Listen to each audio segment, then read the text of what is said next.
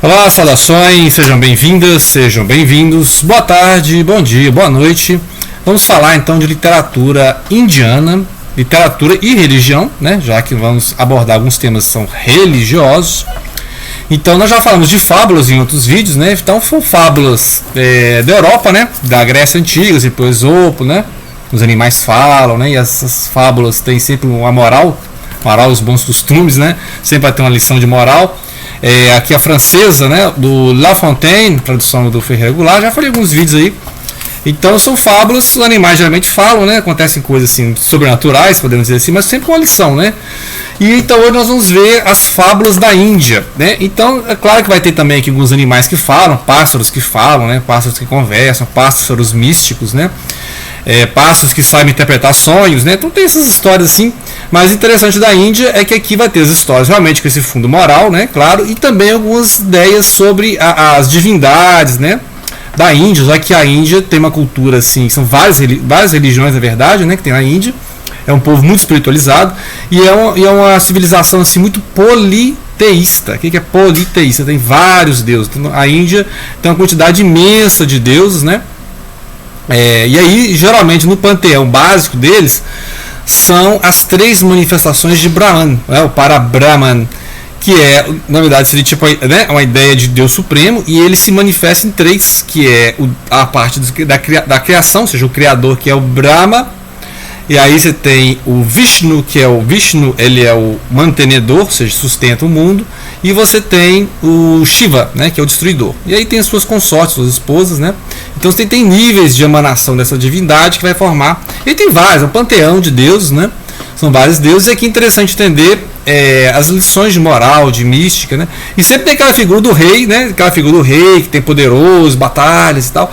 E aí o rei encontra um místico, um monge, um guru, e ele tem que se submeter e se humilhar até ser recebido por essa. Interessante isso aí, né? Que lembra um pouco aquele paradigma ali do Alexandre o Grande, né? E o Diógenes, o cínico, né? Que é aquela ideia, o Alexandre é um homem poderoso, né? E o Diógenes é um homem que mora num barril, né? E aí o Alexandre chega para o Diógenes, né? E fala assim, olha, o que eu posso te dar, né? Tal. Lembrar que o Alexandre o Grande foi um discípulo de Aristóteles, né? Ou seja, foi educado por Aristóteles. E aí no caso, o Diógenes fala para o Alexandre, olha, né, não tire, que você não pode me dar, né? Você está atrapalhando o sol, então, né, você está fazendo sombra sobre mim aqui.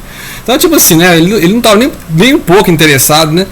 E aí, ou seja, o mendigo não estava nem um pouco interessado em dar atenção ao imperador, né? Ao grande general, ao grande rei, né? E aqui é uma coisa, então tem vários contos aqui, que é essa ideia do desapego, né? Porque, por exemplo, um rei quer ser recebido lá para um guru, lá, um eremita, e o eremita fala assim, não, venha devidamente trajado e tal. Aí o rei coloca suas melhores roupas, e o cara, não, né? Aí o rei pensa, eu não vou visitar outro rei, vou visitar um eremita lá, um velho montanha, né? Aí ele vai sempre mudando a roupa e em nenhum momento ele aceita. Aí um dia que ele está lá naquelas roupas simples de pessoa comum, né? Nem de pobre, nem de rico, é normal, né? Como um pijama lá dormindo. Aí chega o eremita e fala, agora finalmente você está devidamente trajado, né? Que é você mesmo, ou seja, você não está usando sua figura de rei e você não está fingindo que é um mendigo, né? Para visitar um mendigo. Então você mesmo, né? Seja você mesmo. Então tem vários exemplos disso aqui do seja você mesmo, né? O eu interior. Então tem, por exemplo, os amigos, né? Os amigos moram cada um do lado do rio, né? Aí eles se encontram no meio do rio, nas suas balsas, né? E um amigo chama um para ir a uma festa e o outro para ir a um culto, né? Um culto devocional e tal. E aí, os amigos, na verdade, cada um vai para o seu caminho, né? Então um vai para o culto, o outro vai para a festa. Só que aí, no final, quando eles estão voltando, dá uma tempestade lá, os barcos afundam. E aí eles vão pro além, né? Vão pro além e aí, né? Você sabe que a ideia de quem vai pro céu, quem vai pro inferno, né? Tem essa ideia aqui também. E aí, né? Os seres angelicais vão levar um pro céu, pro inferno. Tem um engano, porque eu estava no culto, né? E o outro estava na festa, né? Então, por que você está trocando? Né? Não, na verdade, você que estava na festa estava o tempo todo pensando que devia estar no culto, né? E você que estava no culto, na devoção, estava o tempo todo pensando que poderia estar na festa. Então, na verdade, o que importa é a intenção, ou seja, você não estava seja, você que estava lá no culto, não estava no culto, você estava pensando na festa, então você vai para o inferno. Né? Tipo, negócio interessante, né? Porque muitas vezes é a intenção do personagem que vai ser essa moral, né? Então, geralmente, ele acha que está fazendo bem, está fazendo mal, então há um pássaro encantado, né? Do deus Vishnu aqui, ele vai ver um pássaro, né? E ele vai tentar ajudar esse pássaro, porque ele acha que o pássaro vai morrer se ficar ali. Aí ele leva o pássaro para outra floresta e lá que ele morre, né? Então, na verdade, aquilo que ele tentou ajudar causou, né? Então, tipo assim, tem umas coisas assim que olha muita intenção, né? A coisa que a pessoa fala e a coisa que ela é mesmo, né? Então, e tem sempre essa ideia das três pessoas. Tem aquela pessoa que é muito erudita, né? Tem o conto da montanha, que eles estão subindo a montanha. Então são jovens eruditos, né, que conhecem, são brahmanes, né, e tal. E aí eles vão encontrar um filósofo, né, um filósofo é um nível acima, é um cara que já pensa, já questiona. E lá em cima da montanha você tem um eremita, o sábio, né? O sábio ele é maior que o erudito. Geralmente o sábio nem é um cara erudito, né? Pode ser um mendigo, pode ser um cara simples, né? Igual do rei que chega lá e conversa com o mendigo, e o mendigo ensina o rei a meditar vendo o nascer do sol, o pôr do sol, né? Interessante isso, porque o rei tem tudo, né? Tem tudo, mas ele não sabia meditar, não sabia contemplar a natureza. E aqui, na verdade, é isso. Então eles estão lá subindo a montanha, tem um pastor, né? E o pastor fica lá batendo nos porcos. E um idoso, um senhor idoso, ajuda, né, a carregar esse porco lá para a montanha. E eles ficam pensando, por que ele fez essa boa ação, né? Por que ele fez isso, né? Tá ajudando quem? O porco, tá ajudando o pastor. E aí ele sobe a montanha e descobre lá em cima que aquele velho que estava carregando o porco é o sábio, né? E o sábio, ele fez aquela ação naturalmente, como a gente respira, né? Ele fez aquela né? A boa ação, né? Tava ali, né, o porco ali machucado, foi, né? Ou seja, o sábio, ele não faz esperando nenhuma recompensa, né? Não faz porque, ó, como sou bondoso, né? Então, vai mostrando que os eruditos não entenderam, né? Ficaram um julgando o outro. O filósofo fez uma altas elaborações teóricas, né? E a coisa era muito simples, ou seja, o sábio achou que era sábio ajudar, né? Em vez de ver ali o porco sendo espancado, né? Aquela boa ação que ele fez não é esperando uma recompensa, não estou ajudando o pastor, não estou ajudando o porco, eu estou fazendo uma coisa que é sábia, ou seja, né? Eu estou fazendo uma boa ação, então a boa ação vale pela boa ação. Tá? Então né? Tem várias fábulas aqui interessantíssimas. Então vale a leitura, né? Aqui elas são contadas pelo professor Manoj Das, né? Que é escritor de contos da Índia moderna, né? Então fica histórias da Índia antiga. E tem um conto final aqui que parece que é o Buda, né? Só que é um Buda mais com uma vestimenta brahmânica, hinduísta, né? Que é como se o Buda fosse uma daquelas encarnações do Vishnu, né? Eles falam que, por exemplo, Krishna seria o oitavo avatar. E o Buda, o Siddhartha Gautama, seria a nona, né, o nono avatar, né, do Vishnu. Mas, né, há controvérsia, porque para o budismo não tem essa ligação. O Buda não está revelando nenhum deus, né? O Buda está falando sobre a mente, né? Então, o budismo é outra coisa, a gente já falou sobre budismo aqui. Leiam aí o Siddhartha do Hermann Hesse, né? Que aí o Buda está falando de outra coisa, né? Então, essa ideia de que o Buda é a encarnação de Vishnu já é uma forma do brahmanismo, do hinduísmo, dar uma abraçada no budismo, né? E por falar em Vishnu ou Krishna, né? Então vai aparecer aqui o Bhagavad Gita, né? Que é famoso por aquela letra lá do Raul Seixas e o Paulo Coelho, né? Aí vai, eu sou início, fim, eu sou, né? E porque tem um trecho aqui que é isso, né? O Krishna, ele vai se revelar como manifestação do Deus Supremo. Lembrar que o Deus Supremo, ele é em manifesto, né? Ele só aparece naquelas três figuras. Na criação, ele é o Brahma. Na manutenção do mundo, toda vez que o mundo tem um problema, ele encarna no avatar, né? Então, por exemplo, o Krishna é uma encarnação do Vishnu, né? O príncipe Rama, né? O Ramayana é uma encarnação do Vishnu também, então é o mesmo Deus. E o Shiva, que quando vai destruir o universo, aparece o Shiva vai renovar, né? Então é o mesmo Deus em três manifestações, mas o Deus Supremo mesmo não se manifesta. Então a ideia é básica, resumindo, né? Vamos resumir aqui uma das linhas de escolas brahmânicas, né? Não é a única não, que tem várias interpretações. Tem escolas que vão seguir mais o Vishnu, tem escolas que vão seguir mais o Shiva. O culto a Brahma é raro, né? Acho que só na cidade tem um templo a Brahma, né? Então eles não cultuam o Brahma, a maioria é o Vishnu com seu avatar Krishna. E aí aqui você pode fazer uma leitura épica, né? Porque isso aqui é parte do Mahabharata, né? Mahabharata. É uma imensa epopeia, um livro imenso, né? E aqui, esse é um trecho, né?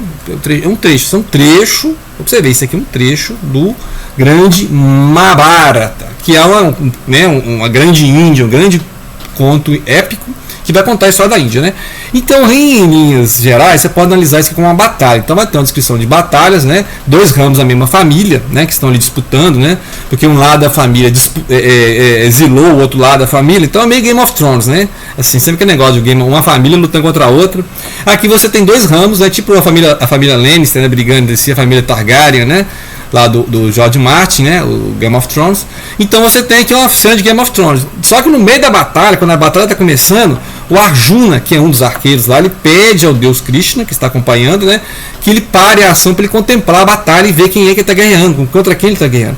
Então ele vai ver que são pessoas da própria família dele, né? Então ele vai encontrar que são pessoas da mesma família e aí ele se recusa a batalhar. Não, eu não vou derramar sangue da minha própria família e tal, né? Porque são dois ramos da mesma família, né? Que estão disputando a dinastia ali do trono e tal. É um Game of Thrones total. E aí você pode ler então pelo valor da batalha, né? Assim, da questão da guerra, da epopeia, e você pode fazer uma leitura mística, religiosa, esotérica, espiritualista, do jeito que você quiser, do jeito que você entender.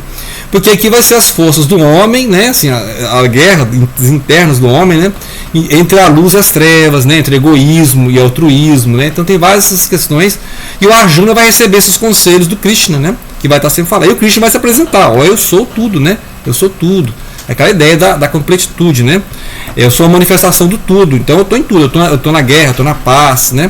Eu estou do lado do vencedor, do vencido. Então essa ideia de o homem vencer o egoísmo, né, e lutar pelo altruísmo, a questão de ascensão espiritual. Então são vários aspectos interessantíssimos e é um poema, né? Então assim, é um poema que está em prosa, nessa versão está em prosa, mas tem uns trechos em versos e é belíssimo assim, né? Inclusive você ouvir na internet, você encontra leituras em sânscrito, né? E é interessantíssimo justamente essas questões. Você tem ali a batalha, os dois exércitos e justamente esses contrapontos, né? O ser que é mais egoísta, né? O ser que quer o poder por si próprio, enquanto que o Krishna fala, ó, você tem que desapegar, né? Você tem que desapegar e na verdade ninguém morre, né? A grande lição é que ninguém morre porque para a cultura indiana, védica, né, existe as reencarnações. Então o corpo morre, mas a alma, o espírito continua, né, e vai sempre em reencarnações sucessivas e ela vai sempre ascendendo, né, até que ela se funde de forma, né, a iluminação, o moksha, né, que é a libertação do corpo, e a alma se funde então ao Criador. Então aí é aquele estado, né, é o estado do samadhi, né, o estado de profundo transe. Então é nesse momento que que vai ser a realização da obra, né? Essa obra é um parênteses na batalha, e aí o Arjuna se sente reconfortado, né? O meu dever, eu sou um guerreiro. Lembrar que na Índia tem aquela questão das castas, né? Você tem as castas ali dos sacerdotes, que é os brahmanes, né? Você tem os kshatriyas, né? Que é o pessoal, os Shakyamuni, né? Inclusive a casta do Siddhartha Gautama, né? Shakyamuni, né? Os guerreiros, né, o pessoal da guerra, os políticos, os governantes, os reis, e aí a caça dos fazendeiros, né, dos comerciantes, depois você tem os serviçais, então são várias, né, tem os párias, né, que são os intocáveis. Então a Índia tem um sistema de caça, inclusive o Gandhi, né, o Mahatma Gandhi tentou acabar com esse sistema lá, né, mas é uma coisa da religião, porque a ideia é que cada um encarna na sua, né, no seu peso kármico, né, kármico é o quê? Essa ação e reação que você pratica, o bem que você pratica volta como bem, o mal que você pratica volta como mal, né. Então você fazendo o bem, você resgata, né, a maldade que você já fez, né? Então faça sempre o bem, né? Faça sempre o bem, que aí você alivia o seu karma. Se você fazer o mal, você vai pesar o seu karma e você vai. Então, ou seja, cada um encarnou, né? Cada um reencarnou aonde era necessário, onde era a providência, né? Então por isso que o sistema de casta, quem encarnou rico tá certo, quem encarnou pobre tá certo, né? Então é o sistema de casta. Então, ou seja, a esse Bhagavad Gita, né, o Bhagavad Gita, que significa isso, aliás, né? É canção sublime, né? Então, a sublime canção, a gloriosa canção. Aqui foi traduzido como a mensagem do mestre, né? Porque aqui a grande voz que narra aqui é justamente o Krishna, né? Que é essa oitavo avatar do Vishnu, ok? Então vamos ler um pouco, né, sobre cultura indiana. Depois, né, se tiver interesse, podemos falar mais sobre o Gita, né? Nos aspectos dos versos, né, da poesia e da mística também, né? Vamos voltar aqui em breve, né? Conhecer mais a Índia, né? Pessoal muito espiritualizado, assim, é uma outra cultura, né? É outro mundo. E aí fica aí a dica de leitura, né, sobre a Índia, e não deixem de compartilhar.